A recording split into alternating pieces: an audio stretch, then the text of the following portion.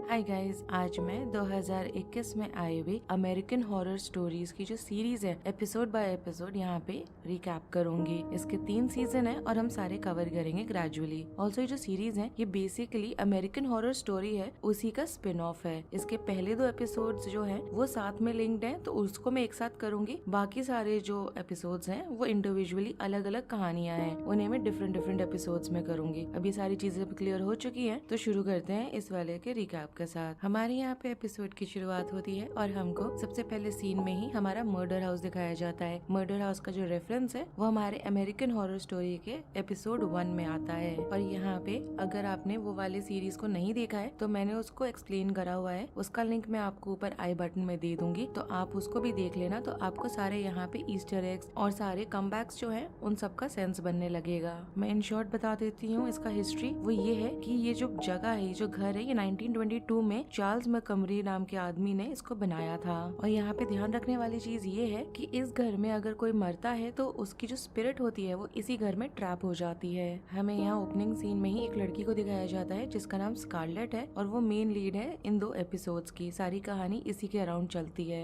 वो यहाँ पे अपने 2 फादर्स के साथ शिफ्ट हो रही होती है, जिनका ये आइडिया होता है कि वो इस घर को एक हॉन्टेड ब्रेड एंड ब्रेकफास्ट में कन्वर्ट करने वाले हैं। और जैसा हमने अमेरिकन हॉरर स्टोरी में देखा था कि शुरुआत में ही हमें घर के बाहर बहुत सारे एनिमल के बोन्स लटके हुए दिखाए गए हैं, वो यहाँ पर भी दिखाए जा रहे हैं। तो अगेन ये उसके साथ कॉल बैक है। और हमें दिखाया जाता है कि स्कारलेट यहाँ पे अपने सामान को अनपैक कर रही होती है, तो उसके पैरों के पास एक लाल कलर का रबर बॉल जो होता है वो अपने आप आ जाता है कहीं से। और उस बॉल के वजह से उसको यहाँ पे जो रबर सूट होता है उसका लोकेशन और वो क्या चीज है उसके बारे में उसको मालूम चलता है। जिसके बाद हमें स्कारलेट को स्कूल में दिखाया जाता है। वहाँ पे उसके दोस्त नहीं होते एज सच, और वहाँ पे टीचर एक लेक्चर ले रही होती है जहाँ पे वो ब्रेन के एक स्पेसिफिक पार्ट के बारे में बात करती है। और ये जो पार्ट होता है ब्रेन का, वो बेसिकली फंक्शन उसका ये होता है कि जैसे ही आप थोड़ा सा भी डर रहे होते हो तो वो आपके बॉडी में सिग्नल्स को भेजने लग जाता है। वो आगे ये भी बताती है कि लोग यहाँ पे ये जो ब्रेन का पार्ट है जिसमें डर लगता है इसको टर्न ऑफ कर सकते हैं, मगर अगर ऐसा करते हैं तो उनके जो इमोशंस होते हैं उसको भी वो कहीं ना कहीं टर्न ऑफ कर देते हैं। और आगे चल के हमें काफी ज्यादा रेफरेंस जो है ये स्कारलेट के केस में देखने को भी मिलेगा। हमें आगे चल के ये भी मालूम चलता है कि एक्चुअली में स्कारलेट को उसी के स्कूल में एक लड़की है माया नाम की, उस पे बहुत ही मैसिव क्रश होता है, जिसके बारे में वो घर में आके जब सो रही होती है तो उसके बारे में वो ड्रीम भी करने लग जाती है। और ऐसा वैसा ड्रीम नहीं होता, काफी सेंसुअल तरीके का ड्रीम होता है। और जब वो सो रही होती है, ड्रीम कर रही होती है, तो हम यहाँ पे उसके ऊपर सीलिंग पे रबर मैन को देख पाते हैं रबर सूट पहने हुए। जिसके बाद अगला दिन होता है, स्कारलेट स्कूल के लिए तैयार होकर निकलने वाली होती है और उसके जो पेरेंट्स होते हैं वो उसको बिठा के उससे बात करना चाहते हैं, स्पेसिफिकली उसके सारे वेब सर्चेस को लेके, जिसमें काफी वायलेंट फॉर्म ऑफ BDSM को उसने सर्च किया हुआ होता है। जिसके बाद आगे रात हो गई होती है, वो घर पे होती है और उसको एकदम से ध्यान आता है कि उसको उसके पेरेंट्स को डराना चाहिए। तो वो हाथ में नाइफ लेके काले रंग का वही रबर सूट पहन के अपने पेरेंट्स के बेडरूम में आती है उनको डराने के लिए। और उसको डराने के प्रोसेस में उसके एक पेरेंट उसको रोकने की कोशिश करते हैं और गलती से उनको यहाँ पे हाथ में उनके कट लग जाता है उस नाइफ से।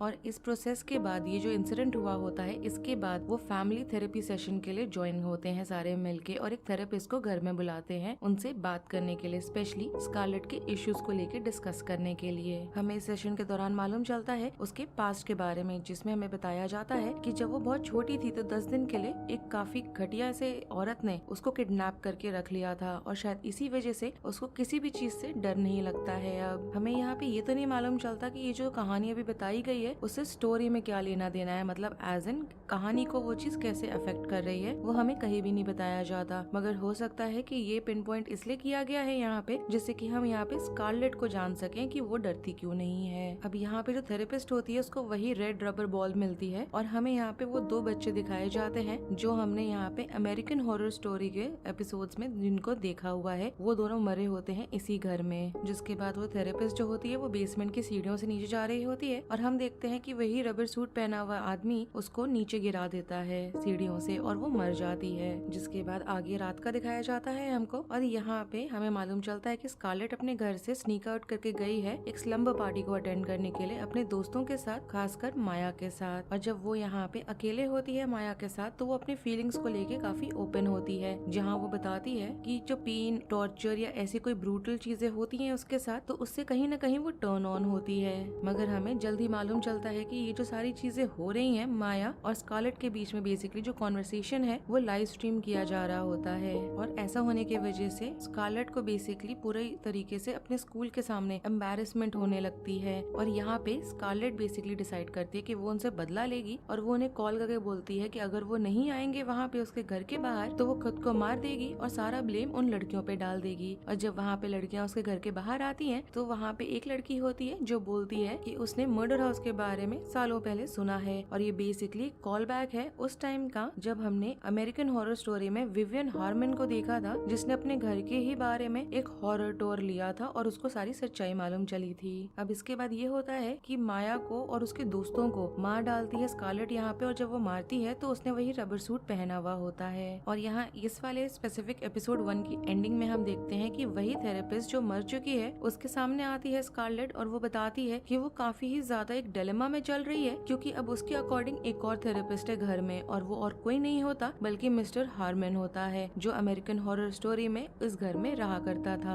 अब यहाँ एपिसोड 2 की शुरुआत होती है और हमें यहाँ पे दूसरे इंसान को दिखाया जाता है, इम्पोर्टेंट कैरेक्टर है, उसका नाम होता है रूबी मैकडैनियल और वही आगे चल के स्कारलेट की लव इंटरेस्ट भी बनती है। इसका जो पहला सीन होता है उसमें हम देखते हैं कि एक नर्स ग्लैडिस है, उसको वो यहाँ पे उसका पीछा कर रही होती है और उसका बेसिकली भूत होता है जिसका वो पीछा कर रही होती है उसको मारने के लिए। हमें यहाँ पे रूबी का बैक स्टोरी मालूम चलता है कि उसका जो चाइल्डहुड था उसमें उसके फादर ने बेसिकली उसको एक आदमी को बेच दिया था जिसका नाम टोनी था। और वो जो आदमी था वो बहुत ही ज्यादा अब्यूजिव इंसान था और ऐसे चीज से बाहर निकलने के लिए उसने डिसाइड किया था कि वो खुद को मर्डर हाउस में मार देगी, जिससे कि उसके मरने के बाद ये जो सारी चीज है ये न्यूज में आ जाए। मगर उसकी बॉडी कभी सामने आई ही नहीं, क्योंकि उस घर की जो रियल्टर थी उसने उसकी बॉडी को पहले ही छुपा दिया था, जिससे कि उस घर का जो ऑफर प्राइस है उसका जो रेट है वो गिरे नहीं, क्योंकि अगर किसी घर में मर्डर हुआ होगा तो ऑब्वियसली उसका रेट बहुत ही कम हो जाएगा। हमें यहाँ स्कारलेट को दिखाया जाता है जो टेट लैंडन के जो उसका रूम हुआ करता था उसमें वो जाके सेटल हो गई है फाइनली। और वहाँ पे उसके घर में 2 डिटेक्टिव्स आते हैं उन लड़कियों के बारे में पूछताछ करते हुए। मगर अभी भी सोचने वाली बात यह है कि जो थेरेपिस्ट है वो भी तो वही मरी है, तो एक तरह से वो भी मिसिंग है, तो उसके बारे में कोई क्यों नहीं पूछ रहा। अब यहाँ पे उनके घर में जो रेनोवेशन चल रहे होते हैं उसको बहुत ज्यादा टाइम लग रहा होता है, मतलब जो एक्सपेक्टेड टाइम है कि उस टाइम फ्रेम में खत्म होना है उससे ज्यादा टाइम लग रहा होता है और जो खर्चा है वो भी बढ़ रहा होता है कि उन्हें यहाँ पे स्कारलेट के जो एजुकेशन फंड है उसमें डिप करना पड़ता है। और यहाँ पे काम खत्म कराने के लिए वो एक कॉन्ट्रैक्टर को हायर करते हैं जिसका नाम होता है एडम। और हमें आगे मालूम चलता है कि ट्रॉय के साथ एडम का अफेयर हो जाता है। और अगर आपने अमेरिकन हॉरर स्टोरी देखी होगी तो मिस्टर हार्मन का भी यहाँ पे अफेयर होता है एक्स्ट्रा मैरिटल, तो ये भी एक तरीके का कॉल बैक है। चीजें यहाँ पे गड़बड़ तब हो जाती हैं जब वहाँ पे एडम का जो कोवर्कर होता है मार्टिन नाम का, उसको वहाँ पे लड़कियों की बॉडीज वॉल के अंदर दफनाई हुई मिलती हैं, जिसके बाद एडम यहाँ पे मार्टिन को मार डालता है दोनों के सामने ही और उनको ब्लैकमेल करने लगता है। उसको इतने ज्यादा डेब्ट और कर्ज होता है कि वो यहाँ पे उनको ब्लैकमेल करके बोल रहा होता है कि उनके रिलेशनशिप के साथ साथ उसको उनका पार्टनर बनना है इस हॉन्टेड हाउस B&B वाला जो सिस्टम है, ब्रेड एंड ब्रेकफास्ट वाला, उसका भी उसको पार्ट बनना है। अब ये सुनने के बाद माइकल उसको घर से बाहर घसीटते हुए लेके जाता है और एकदम से वहाँ पे रबर मैन आके एडम को मार डालता है। और इसके तुरंत बाद ही हमको यहाँ ट्विस्ट मालूम चलता है, वो ये होता है कि एक्चुअलिटी में देखा जाए तो ट्रॉय और माइकल का मर्डर बहुत पहले ही हो चुका है। यहाँ पे उन दोनों का मर्डर रूबी ने किया होता है, मगर उन दोनों को ये चीज याद नहीं है कि उनका मर्डर कब हुआ। ऐसा इसलिए हो सकता है क्योंकि उनका जो मर्डर था वो उनके लिए बहुत ट्रॉमेटिक एक्सपीरियंस था, इसलिए उनका ब्रेन शायद वैसे फंक्शन नहीं कर रहा इस चीज को याद करने में। ये एक तरीके से देखा जाए तो रूबी ये भी चाह रही है कि स्कारलेट जो है वो मर्डर हाउस छोड़ के जाए ना,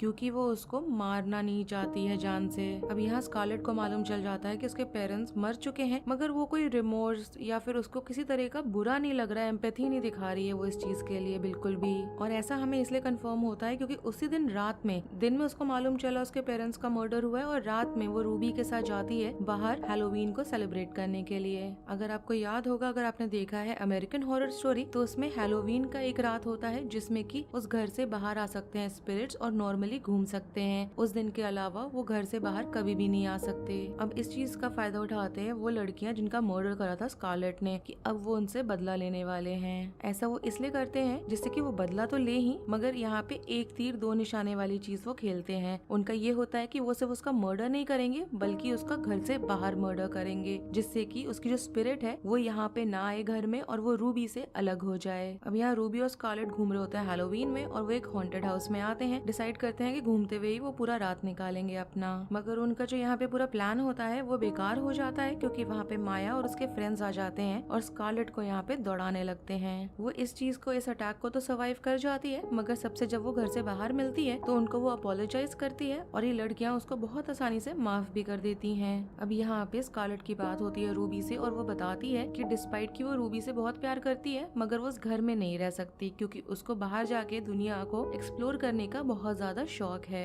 और रूबी इस चीज के लिए मान भी जाती है। जिसके बाद हमारे यहाँ पे एपिसोड की कहानी आगे बढ़ती है। 10 महीने आगे का दिखाया जाता है। हमें मालूम चलता है कि स्कारलेट ने यहाँ पे रूबी का जो वो अब्यूजिव इंसान था उसका पता लगा लिया है और वो उसके घर की घंटी बजाती है और उसको रबर सूट पहने हुए हैमर से उसको मार डालती है। जिसके एंड में हम देखते हैं अब कि हर हैलोवीन पे आती है वो अपने पेरेंट्स और रूबी से मिलने के लिए उस मर्डर हाउस में, मगर अगेन वो कभी भी आके उनसे मिल सकती है क्योंकि वो बाहर नहीं जा सकते, मगर ये तो अंदर घर के आके मिल सकती है, बट होगा कुछ। और इसी के साथ ही ये वाला यहाँ पे दोनों एपिसोड्स खत्म हो जाते हैं। अगर आपको ये रिकैप पसंद आया हो then do like the video, subscribe to my channel, share it with your friends and don't forget to follow me on Instagram. Link आपको नीचे डिस्क्रिप्शन बॉक्स में मिल जाएगा। Thanks for watching, bye.